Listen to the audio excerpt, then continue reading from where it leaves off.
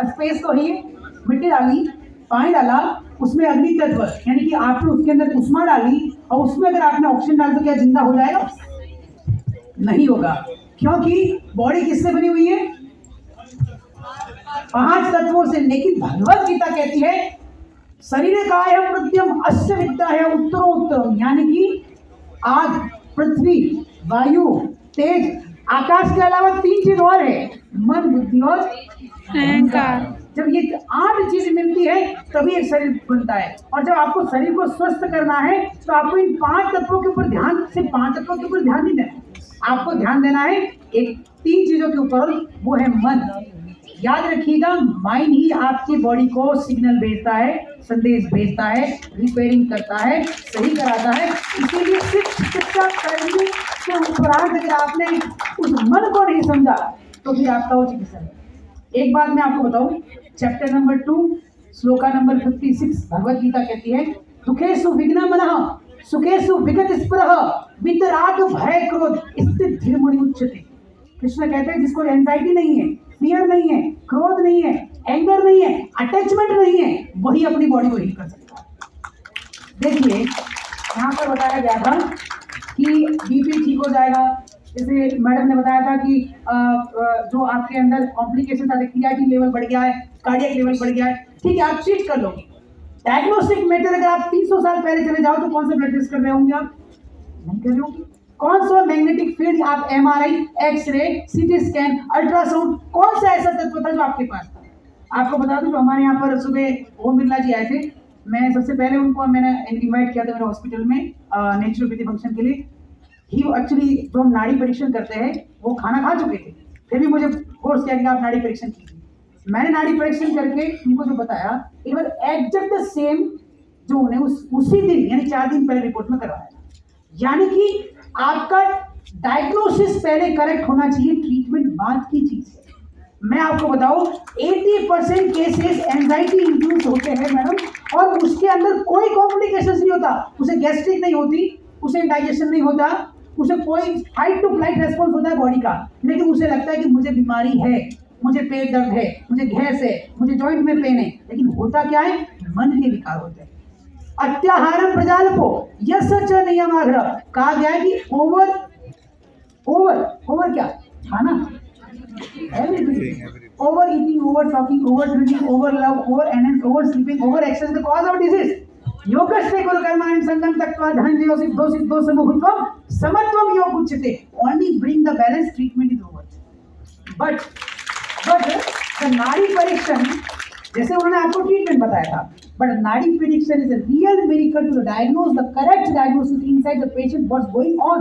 और जब तक आप प्रकृति द्वारा पता नहीं लगाते आप नहीं कर सकते। एग्जाम्पल, मैम ने कहा था सीरिकार्मिक रिदम का मतलब होता है ऋतुचर्या, दिनचर्या, ब्रह्मचर्या, निद्राचर्या और कर्मचर्या। आप कैसे कर्म करते हो वो आपके स्वास्थ्य पर निर्भर करता है।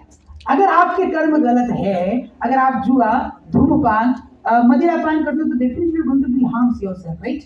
वो आपके कर्म है। तो इन सभी कर्मों के ऊपर या दिनचर्या के ऊपर, ऋतुचर्या के ऊपर ही ट्रीटमेंट निर्धारित होता है। ऐसा नहीं है कि रागी सर्दियों में खाई जाएगी तो गर्मियों में भी खाई जाएगी, ऐसा नहीं है।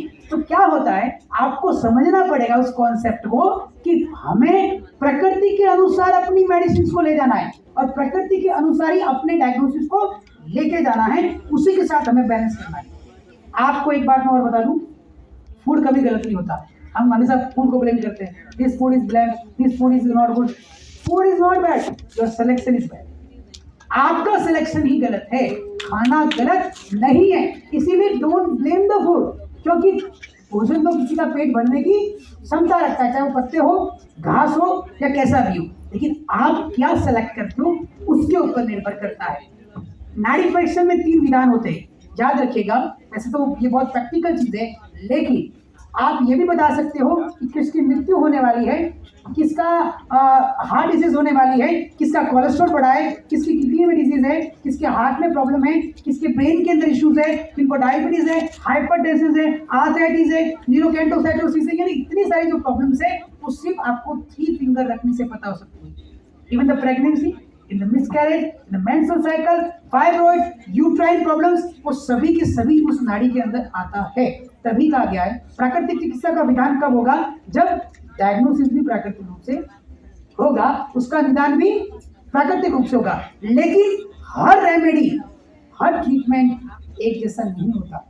किसी के लिए गैस है, इसका मतलब ये नहीं है कि उसको वही ट्रीटमेंट दिया जाए तो सबको दिया जाएगा। बॉडी यूनिवर्सल है, लेकिन फिर भी वो सेपरेट है, फिर भी वो अलग है। एक आपको चीज और समझनी पड़ेगी, जैसे कोई किन्होंने पीछे बोल दिया था जब मैम बात कर रही थी, याद रखिएगा, उसके लिए मैं भी कहना चाहूंगा कि राजा का दूत, वक्ता, न्यायाधीश और जो भगवत पुराण करता है उनको पहले बोलने का मौका दिया जाना चाहिए, क्योंकि उनके बीच में हम नहीं बोल सकते हैं। लेकिन चलो वो तो कह सकते हैं कि बात की बात है। आपको पता है हम खाना किस लिए खाते हैं? एनर्जी के लिए। और एनर्जी किस लिए लेते हैं? काम करने के लिए। और काम किस लिए करते हैं? पैसा कमाने के लिए, खाने के लिए। So actually eat for the food, eat for the work and work for the. अगर आप काम करने की क्षमता नहीं रखते तो आपका कैसा भी भोजन, चाहे कितना ही सात्विक हो, उस पैसा कमा के खाना ही तो जब उसमें सत्व तब तक नहीं आता जब तक उसमें कर्म नहीं आता, और जब तक कर्म नहीं आता वो भोजन ही सत्व नहीं हो सकता। इसीलिए आप पहले ये पता कीजिए कि अगर आपको प्रोटेक्टिव रहना है, बीमारी से दूर रहना है, तो कर्म, भोजन और सत्व तीनों का बैलेंस अगर होगा तभी आप प्रिवेंटिव मेडिसिन को अच्छी तरह से समझ पाओगे। एक चीज और अगर आपको देखे जाए तो कि अगर आज हम नेचुरोपैथी के बारे में बात करें कि नेचुरोपैथी क्या है, तो मैडम ने यहाँ पर एक्सप्लेनेशन दिया था कि मॉडर्न मेडिसिन के साथ में जुड़ना जरूरी है। देखिए, मॉडर्न मेडिसिन के साथ जुड़ना जरूरी है या नहीं ये सेकेंडरी है, लेकिन मॉडर्न मेडिसिन की लैंग्वेज बोलना अभी जरूरी है, क्योंकि वही लैंग्वेज आप अंडरस्टैंड कर सकते हो। अगर मैं किसी को बोलता हूँ कि you have a problems of suppose you are going to get एक psychic complication, bipolar disorder you are going to get, and how I am going to treat this, तो पहले उस पेशेंट को अंडरस्टैंड करना पड़ता है, डिक्लेरेशन फॉर्म भरवाना पड़ता है। I am going to treat with this therapy, so and so therapy, this therapy is going to be work in this physiological functions. तो क्या होगा? रिकॉग्नाइजेशन मिलेगा आपको। देखिए, मैं यहाँ बैठ के बात कर सकता हूँ कि भगवान कृष्ण की भक्ति करने से आपको अच्छा होगा, ठीक है, लेकिन क्या इसे प्रूव किया जा सकता है? पर इसका मतलब ये नहीं कि कृष्ण की भक्ति या किसी भी देवता की भक्ति करने से अच्छा नहीं होगा, ऐसा नहीं है, लेकिन इसको डॉक्यूमेंटेशन किया जा सकता है। इसके एक्सपीरियंस से डॉक्यूमेंटेशन करके ही हम आप किसी को पब्लिश कर सकते हैं। इसीलिए मेडिकल भाषा बोलने की जरूरत है, लेकिन मेडिकल विधान क्या करना है वो आपकी पेटी, आपका सिस्टम, आप अपने अच्छे से जानते हो, उसी को प्रोटेक्ट करना है। एक चीज और है, अगर मैं आपको बताऊं तो कि अगर आप जो बात करते हो आपकी एनर्जी मेडिसिन की, और आप कहते हो कि ब्लड क्लॉट हो गया या बॉडी के अंदर, जैसे आप कॉमनली सोचिए, जिम वाले बंदे आप छोड़िए, जिम में कितने लोगों को कार्डियक अरेस्ट आया, वो डेटा अलग आएगा। लेकिन मैं भी जिम जाता हूँ, लेकिन मैं बताता हूँ, मेरा तो खाना बहुत सिंपल है, मैं तो अपना स्प्राउट और सिंघाड़ा यही खाता हूँ। लेकिन देखिए, हमें अगर आप किसी पेशेंट को अगर ये कह रहे हो ये लीजिए आपका खून पतला हो जाएगा, कैसे होगा? कैसे होगा? अगर आप कहेंगे ये खाइए आपके वैसोडाइलेटेशन हो जाएगा, आपका बीपी कम हो जाएगा, कैसे होगा? आप ऐसे नहीं कह सकते बैलेंस हो जाएगा, ऐसे हो जाएगा, ये उनको समझ में नहीं आता है। जैसे कि एग्जांपल देता हूँ, मैम भी बैठी थी फिजियोलॉजी डिपार्टमेंट में, एक हिबिस्कस का फ्लावर होता है लाल कलर का, जो देवी दुर्गा पे चढ़ता है, काली पे, जो हाइपरटेंसिव देवी है, यानी जिनको गुस्सा आता है, उन्हें चढ़ाया जाता है और गणेश को चढ़ाया जाता है। देवी दुर्गा के गुस्से को, यानी हाइपर हुई है, उसे सप्रेस करने के लिए चढ़ाया जाता है। अब आप देखिए उस फ्लावर के अंदर क्या होता है, जब उसे बॉइल करोगे रेड कलर छोड़ता है, उसमें नाइट्रिक ऑक्साइड होता है, और नाइट्रिक ऑक्साइड क्या करता है? वैसोडाइलेटेशन करता है, और वैसोडाइलेटेशन करता है तो क्या होता है? बीपी नीचे जाता है और ब्लड थिनर की तरह एक्ट करता है। एंटीकोगुलेंट दो तरह के हैं, हेपेरिन भी है, और कौन सा है? और कौन सा है? एस्पिरिन भी है। लेकिन आपको वहां पे समझना होगा, वैसे ही नाइट्रिक ऑक्साइड एक ब्लड थिनर की तरह भी एक्ट कर सकता है, वैसोडाइलेशन की तरह एक्ट कर सकता है, लेकिन आप जब पेशेंट को देंगे, then you like a 2 flowers you have to boil in 4 o'clock evening, have to take after the boiling 1.5 cup या जो 1 कप पानी आपको पीना है। This will cure your BP with hot food immersion और विद हॉट इमर्शन बाथ। तो आप physiologically नहीं समझा पाओगे, आप सिर्फ ये कहोगे कि ये आपका बीपी ठीक कर देगा, तो ऐसे तो कोई भी कह सकता। रिकॉग्नाइजेशन के लिए हमें मेडिकल सिस्टम की जरूरत है, ट्रीटमेंट के लिए नहीं है। ट्रीटमेंट के लिए वो खुद ही कह रहे हैं कि non communicable disease can't be treated with the medications, it only can be treated with your three things, विचार कंट्रोल, विहार कंट्रोल और विकार कंट्रोल। आहार विचार विकार को कंट्रोल किया जाएगा तभी ये चीज आपसे ठीक हो सकती है। वैसे बहुत बोलने के लिए बहुत है, समय की मर्यादा मुझे बहुत उस चीज में ले गई है, लेकिन फिर भी मैं एक आपको एक छोटा सा एग्जांपल देना चाहूँगा कि अगर आप चाहते हो कि आप बेस्ट डॉक्टर बनना चाहते हो या बेस्ट जो भी थेरेपिस्ट है या जो भी बनना चाहते हो, एक बात याद रखिएगा, डोंट ट्रीट योर पेशेंट, क्योंकि आप पेशेंट को ट्रीट कर ही नहीं सकते। इस दुनिया का कोई भी डॉक्टर अपने पेशेंट को ट्रीट नहीं कर सकता, only body can heal itself, उसकी बॉडी ही ठीक कर सकती है। इसीलिए उसकी बॉडी को समझना और जानना जरूरी है। इसीलिए इसकी विद्या है कि नाड़ी से उसकी प्रकृति, उसका प्रावधान, उसका निराधान, ये तीनों अगर आपको समझ में आ गया तभी आप उसको ठीक कर सकते हो, वरना आपकी medicine going to not be work. ये किसी सिस्टम में ऐसी बात नहीं, system in all the system is the same. बहुत लोग, मैडम ने कहा था कि किसी का तो वेट ऐसे भी घट जाता है, वाटर टेंशन होता है, पानी बढ़ता है, फूल जाते हैं, तो वेट घट गया 4 kg, मेरा 6 दिन में। नो वाटर ही गया है। अभी तो बहुत फैट मेटाबॉलिज्म, प्रोटीन मेटाबॉलिज्म, बहुत सारी चीजें बाकी होती है, लेकिन आपको पहले समझना होगा कि इसकी बॉडी वाटरी है, फैटी है, कि प्रोटीन डिपोजिशन ज्यादा है क्या इसकी बॉडी में। अगर सलमान खान आ गया तो उसको ओबेसिटी थोड़ी बोलेंगे, हो सकता है उसका तो प्रोटीन मास ज्यादा है ना। तो आपको जब तक आपने वेरिएशन ही नहीं लाया, उसकी बॉडी में एनालिसिस नहीं किया, you can't treat the same thing.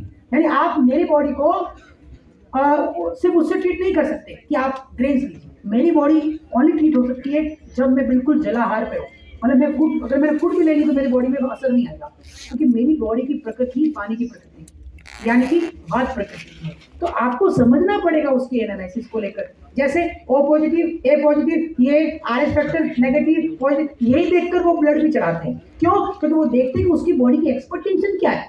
ऐसा तो किसी का लेकर चढ़ाते नहीं है। ऐसा हुआ है? ऐसा नहीं हुआ तो फिर आपके केस में न डाइट, न थेरेपी, न योग, न भोग, न निंद्रा और नहीं आपका कर्म उसकी आपके अकॉर्डिंग चलेगा। वो उसकी किसके अकॉर्डिंग चलेगा? उसके शरीर के अकॉर्डिंग चलेगा। तो मैंने आपको मुद्रा का बताया था, धरती का बताया था और कहा था कि जब तक 8 महाभूत, आप पंचमहाभूत को ठीक करने की कोशिश करते हो, इज नॉट सफिशिएंट। जब तक आपके आठों यानी जब मन, बुद्धि और अहंकार मिला के ठीक नहीं करते हो, आप होलसम ट्रीटमेंट नहीं कर पाओगे और होलसम इफेक्ट ले पाओगे। वैसे कहा क्या गया है कि पहला सुख बहुत बेस्ट है, दूसरा सुख मायावती। माया देखो, पहले तो हम लाते हैं ऑलमोस्ट ऐश्वर्या राय जैसे लाते हैं, बाद में मायावती। ऐसा है, दूसरा सुख घर में माया डजंट मीन ऑफ माया ऑफ मनी, इट्स मीन आपने जो निरोगी काया ली है उससे कम से कम इतना एफर्ट डालोगे आप ऐसे। तीसरा सुख प्रतिवर्ता नारी, यही है। तो नारी के लिए सर्टिफिकेट नहीं होना चाहिए, ओनली नारी के लिए नहीं है। नारी इज मीन शक्ति, और शक्ति की मीन होती है आत्मा। हम क्या कहते हैं, जैसे मैडम ने कहा उसकी आत्मा भटक रही थी, आत्मा भटक रहा नहीं कहते, क्या कहते हैं? रही, क्योंकि वो भी एक शक्ति है। तो इसीलिए आपकी आत्मा पवित्र होनी चाहिए। आपकी पत्नी का कैरेक्टर उसे रहता। चौथा सुख आज्ञाकारी, यानी आपका बेटा हो सकता है आप थे, आप ही नहीं, आप कैसे एक्सेप्ट कर सकते हो? चौथा सुख आज्ञाकारी का मतलब होता है आपका मन पापी, मन पारधी, मन चंचल, मन चोर, और मन के चित न चालिए, मन लागे किसी और मन ही इस बीमारी का कारण है। शरीर कुछ नहीं है। शरीर को ठीक करना is like you are treating a dead body. जब तक आप तीनों मन और बुद्धि अहंकार को ठीक नहीं करें, आप किसी पेशेंट को ये कहोगे डोंट वरी आप ठीक हो जाओगे, उसे भी ये समझना होगा हाँ मैं ठीक हो जाऊंगा। जब तक ये कम्युनिकेशन नहीं हुआ, ब्लॉक योरसेल्फ, आपकी पूरी साइंस फ्लॉप। आप टेबल पे बैठो, चेयर पे बैठो, जमीन में धस जाओ, ठीक है। इसका ऐसा है। पांचवा सुख राज में पासा, अगर सब कुछ ठीक है तो थोड़ी पॉलिटिक्स करो। सष्टम सुख पद में वासा, पॉलिटिक्स किए तो प्रेसिडेंट बन जाओ, और अगर आप प्रेसिडेंट बन गए तो ऐसे काम करो कि सप्तम सुख वैकुंठ वास, कम से कम भगवान के चरणों में जगह मिले। चलो बहुत सारी चीज थी हीलिंग विद द हैंड्स, लेकिन अगर मैंने आज हीलिंग विद द हैंड्स कर दिया तो ट्रेन चेंज करनी पड़ जाएगी। तो मैं वापस बहुत धन्यवाद देना चाहता हूँ अपने अंतिम शब्दों के साथ में कि अगर आप शरीर को स्वस्थ करना चाहते हो तो सिर्फ डेफिनेटली पहले मन पे काम करो, आपके पेशेंट के मन पे भी कर लेंगे उसको, वो कर लेंगे। पहले आप मन पे काम करो और मन के साथ आप बुद्धि पे, बुद्धि के साथ अहंकार पे और फिर अपने पंच महाभूतों पे काम करो, आपको डेफिनेटली रिजल्ट मिलेंगे।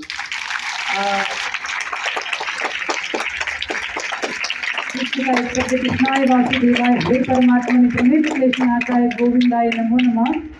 ऐसा है कि अपने आप को सबसे बेस्ट मानो, सबसे अच्छा, आपसे ज़्यादा किसी के पास नॉलेज नहीं ऐसा मानो, लेकिन उसकी तुलना हमेशा मन के अंदर यानी आत्मिक तुलना होनी चाहिए। तो आप आत्मिक तुलना उसके साथ नहीं करनी, अपने आप से करनी है और फिर आपको रिजल्ट भी मिलेंगे और क्या कहते हैं परिणाम भी मिलेंगे। तो मैं अपनी वारी को विराम देता हूँ। नेचुरोपैथी देखिए आपको बहुत बहुत शुभकामनाएं और मैं आशा करता हूँ कि मैंने बहुत छोटी चीज़ें जो कही है और उसमें इसमें मैंने कॉन्सेप्ट रखा आपके मॉडर्न डायग्नोसिस का, modern diagnosis and modern remedial process and physiological functions to understand with the naturopathy and how to be get the recognition in the world। तो आप इस पे जरूर काम करोगे। धन्यवाद।